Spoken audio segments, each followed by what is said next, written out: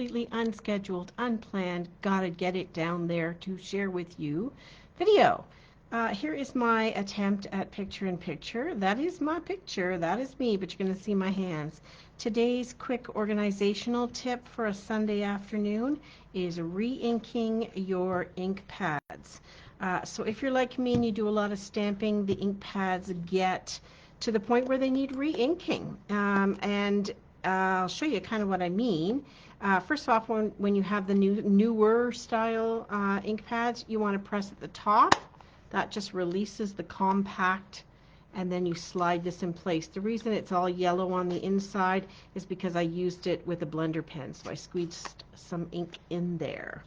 But what you're going to need for this is an old credit card. This is just an old Walmart gift card, your actual re-inker, and you want to double check that Daffodil Delight is the re-inker I'm using on that Daffodil Delight ink pad. Ask me how I know that. You're going to need a stamp, and I typically use a photopolymer one just because they're in a way a little more difficult to get ink on, so it's a better test. I'm using my foam mat, Stampin' Mat. I see I've been working away with this one on the different colors, so I make sure that it doesn't have anything on it, no ink. I'm going to do a test drive before I start re-inking. And we tend to stamp in the middle to pick up ink onto our stamps. We go into the middle, and then what happens, of course, is that area gets really dry and some ink gets pushed out to the side. So I'm going to show you how we kind of pull that back together. But I've just inked it up, and that's how it's coming out. I think it could do with a little bit more ink. It's probably not one of my worst. But once again, double checking, just like when you're in the hospital and they check your wristband. This is Daffodil Delight with Daffodil Delight, because you do not want to make that mistake. And you just squeeze it on here. I just do it in this like zigzag little pattern, and you'll see that it starts to soak right in, and that's a sign that, yeah, it needed a little juicing. And then with this stained but not dirty, so it's clean edge, I'm going to go down my ink pad and then turn it this way 90 degrees and across the ink pad. This way I'm going to do it 4 times, once on each side. And that's going to leave some ink on here, so you want to wipe that off and then use a baby wipe or whatever cleaning system you use. I use the chamois. Just rub it on there to make sure when I go to use this on the next color, I'm not transferring color. And now I want to go over here and re-ink and test it again. And yeah, it is a little bit darker. That was the original one I did before re-inking, and that's that one. If you end up getting too much ink on, fear not. Grab a couple of layers of paper towel and blot it, and then you may have to re-ink to kind of get it evened out again. Your re-inkers are going to last you a long time. Now if you want to clean this up a little bit too, some of mine are a little worse than others.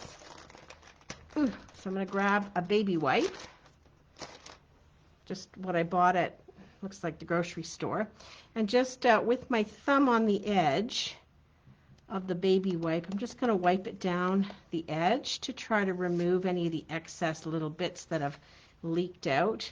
Now I tried to do this on my Blackberry Bliss last night. A really dark color like that, it is really hard to get all this excess little bits of ink out.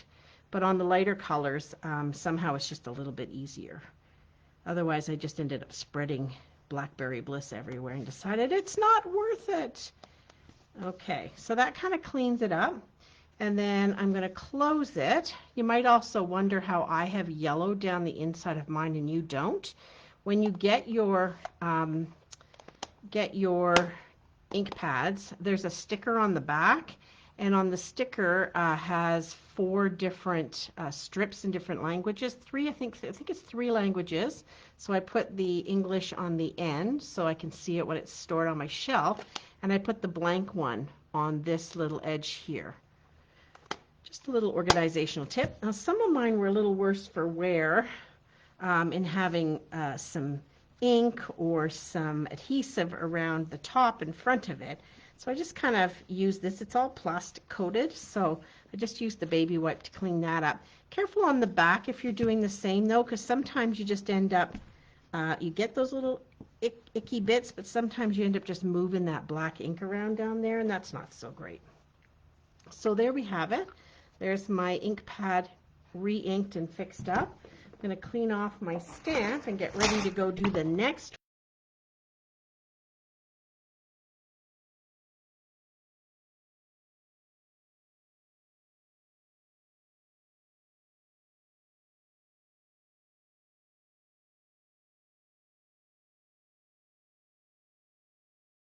I bet there's something out there, and I just leave all my re-inkers in there. But a demonstrator in the US by the name of Bev Adams, and I'll put her information down. Oops, not this one. Does these great inserts for just about every Stampin' Up! Product. And when I say that, I mean just about every product, from tear and tape to every single embellishment. She's got a sheet like this, and she updates them, I didn't realize, for every year. For the new catalogs. I didn't realize that. Mine were really old, like from 2018. So I'm going to show you what I do. Whoopsie. I'm just going to grab a paper trimmer. I'm going to cut this down to fit, and you can't see it, but there's some faint lines that Bev has left on these so that you can just trim off the edges. I know this doesn't help if you don't have any of these big cases, but if you do find a case solution that will work for you, then it's perfect. You just cut these pieces down like so. Inside the case. Just slide it in the case cover. Now, Bev also has a little system you can make with instructions to make like little squares or rectangles that will hold your ink refills like in order in here in like a little case. I never did that. I just let them roll around inside there. That's fine with me.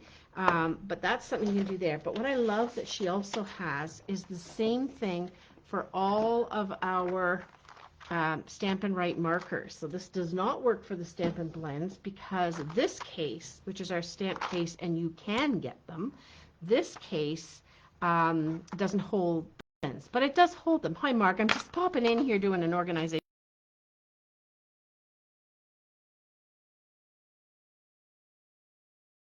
Bev also has an insert for these.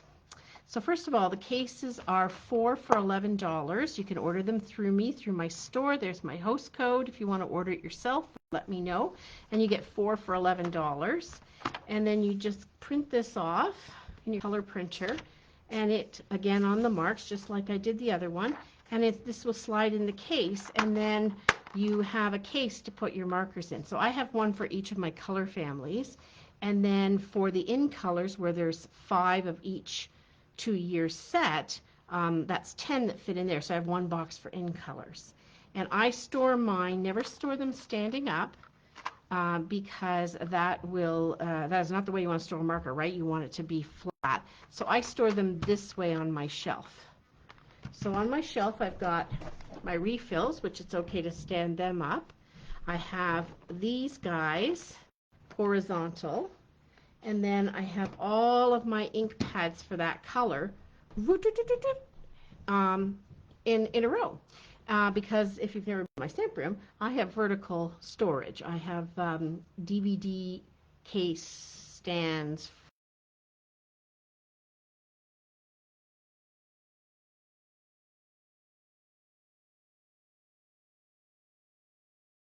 Leave till you need to do them, like me. Hi, Brenda. Oh, I'm glad you're at your desk making cards.